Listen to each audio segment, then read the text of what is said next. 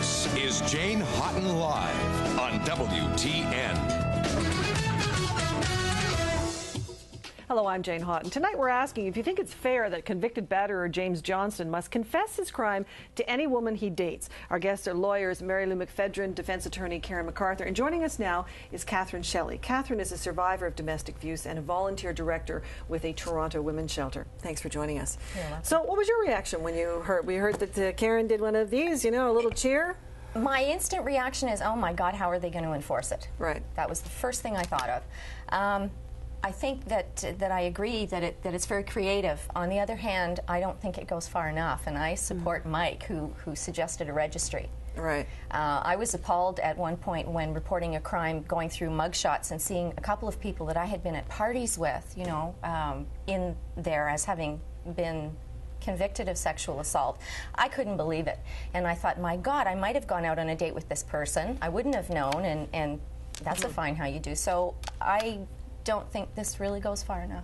Well, since you've been through this, though, I mean, do you think it would work for you if you were starting to date a guy? I don't know, I guess we have to debate what a date is, but if you went out and had coffee with someone and they said, I have something that I have to tell you. I went to prison because I beat up my girlfriend, and then I can imagine the way that this is going to be portrayed. It's not going to be I was a bad boy and I did a terrible thing. It's more likely, you know, I went to jail and then I had counseling and I'm all better now. That's right. And I was young, and I was drunk, and I was whatever. Would it have deterred me at the time that I was in abusive relationships? Probably not, because I had a very Pollyanna-ish approach to this. You know, it won't happen to me, etc., etc.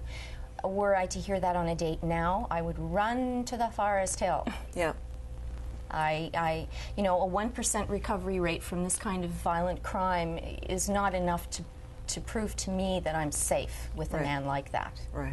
But your concern is the same that a lot of people have. How do you enforce this? Mary Lou seems to think it can be enforced. I think that there are a whole range of conditions that get placed on probation, and they have varying degrees of success. I think that there is nothing illegal about this. I don't think there's anything wrong about this. It's the first time we've seen it, so let's watch, let's pay attention, let's see if it works. What is the harm in trying? We haven't done terribly well with anything else so far. Yeah. What's the harm in trying? What's the harm in trying? Yeah. Are his rights really being violated? There is no harm in trying to fight the war against domestic violence. We're all in agreement there. But in terms of the enforceability of this particular clause, it is extremely problematic. It doesn't say that he must tell women that he's dating that he was convicted and that he was guilty of the offense. It simply says he has to advise the woman of the charges before the court. So can he what does that mean? Can he put that in English for me? Can he put whatever twist he wants on it? That's what it means. It means he can say, oh yeah, by the way, I was at one point charged and before the courts on assault bodily harm. This order doesn't even say that the woman's got half a brain. She's going to say, were you convicted? Did you go to jail? Don't you think? Sure, she might. And then he's obliged to tell the truth, But he's not right? obliged. No, he's not obliged by order of this. He's not obliged to tell the truth? He's not obliged by this to say, I was convicted and I pled guilty. It says he has to advise of the charges before the court. But what if again, he lies? Would he get in trouble with his probation officer if he lied? All the more reason for a registry with his photo. But the registry issue, Catherine, is separate and apart from the enforceability of this probation order. I mean, we want to ensure that we have a violence-free society, particularly and very importantly in intimate relationships. It's going to ensure safety for women. It will ensure safety and security for men, and for the children that we bring up together. But it's a question of how we go about it. We are now opening everything for discussion because this a judge in Edmonton has done something quite interesting, and quite frankly, I think the fact that we're saying the guy's name over and over is probably going to do more than him having to tell the dates. But I mean, maybe those are good things. He might not want to stay in Alberta. He may not want to come out of jail at all. Let's talk to Joyce, who's calling from Winnipeg. Hi, Joyce. Hi, great show. Thanks. What do you think of this ruling? I think it's totally unrealistic. Yeah. I think there would be quite a problem to enforce and follow up on a ruling like this. And I also feel that you have to look at the general nature or psychological makeup of a male abuser or any type of abusive person. Generally, they do tend to blame their victims. They do not take responsibility for the fact that their anger was out of control. And they also tend to tell lies, of course have low self-esteem and everything else that goes along with that. And they almost, some of them feel that they had a right to hurt the victim. Now, well, wouldn't it be good then if somebody was forced to tell the truth? I really don't feel that you could count on the person telling the truth if they've got this psychological profile in their makeup. And another thing I feel that would be much more, if it could be enforced, again, you have a problem of follow-through.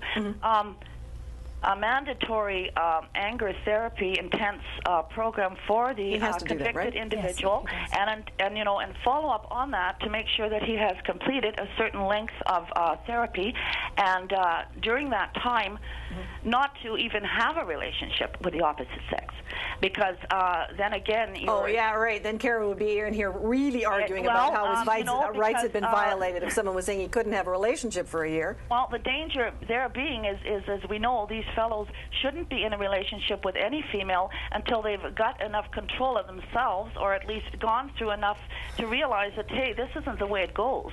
You know. If only it was that simple. Yeah. If only it was that simple. Yes, exactly.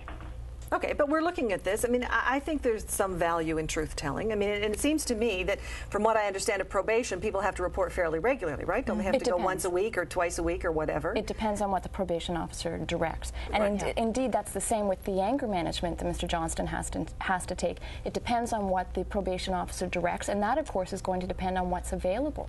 You might find out that the amount of anger management Mr. Johnston gets is not very significant, and certainly not enough to deal with the problem. That's where our focus should be.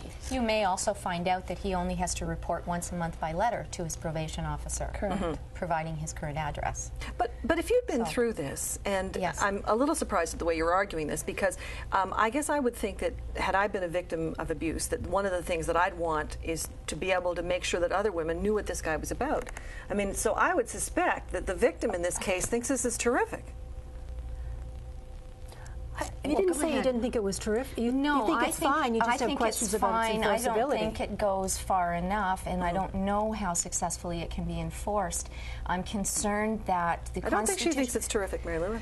The constitutional rights of the Statistics Canada reports that 85,000 women went to shelters during a given period of time, and that's only 24% of the actual population that has been abused. And so this is a very, very small victory. And I tend to be a bit of a cynic, and I think that it doesn't go far enough. And in that sense, it annoys me. Because while we're making all this noise about it, we're not making noise about Arlene May, and we're not making noise about all the women that we've put 6 feet underground because of people like this. And I sort of feel like we're putting the spotlight on the wrong things. I just want you to know that METRAC has intervened in the Arlene May. Wonderful. In that inquest. Okay, we need to explain Arlene May for people across the country. There's an inquest going on in Ontario right now, similar to the one that was in Manitoba 2 years ago, which looks at the patterns in domestic violence. It's particularly about the murder-suicide. Randy Isles was lovers with Arlene May. He murdered her and suicided right afterwards, which is the typical pattern in intimate femicide and cases. He was married and had another girlfriend. Right. And 6 children. But the difference in the Arlene May case was that she videotaped herself, right? Or the police videotaped her telling her story of what she expected to happen to her. Yes, and she had tried to prepare her children, and there were many incidents prior to the murder. But do we want to give up on every batterer? Absolutely. I mean, because in in some ways, rehabilitation? In some ways, that's what we're saying. If we're not going to let someone let go, if we're not going to say, I mean, this lawyer is saying that his client is repentant. He's accepting the sentence. He's saying he's accepting the judge's wisdom. He's 21 years old. I don't think it's the same. It's not the same thing to say that we give up on rehabilitation and we don't think that a sentence and probation terms that have the perpetrator, the offender, concentrate on what happened, take responsibility, and try to address it. I think, though, that we do have to not kid ourselves about the dismal failure of rehabilitation attempts. There's something that's curious to me. When I look at this order, and I'm going to go back to this order and this particular problem, the judge has ordered 100 hours of community service, but there's no quota on how much anger management he has to get. And I think if we want to look prospectively as a community, that's something we should be embracing and saying, look, if you're going to say that he has to go out and pick up garbage or help with the Beavers at a baseball game for 100 hours and do this type of activity in the community, what should he be doing vis-a-vis anger management? I see it as a resource problem. He only has to take what the probation officer directs and what's available. Why not put a stipulation in there about ensuring that he gets through this much school? And shouldn't there this be many hours of anger? And shouldn't there also be recommendations that he doesn't end up as a coach for the Cubs or something like that? I mean, this is not a good thing for a batter, is it? If you're going to do your community service, do you want him? Well, but that's what's been happening. They may not set a good example of anger management techniques. Yes. The Cubs or Beavers might learn to be a little bit angrier when they lose their games. Should batters be forced to tell about their history? We'll take more of your calls and your email right after this. You're with Jane Hawtin Live.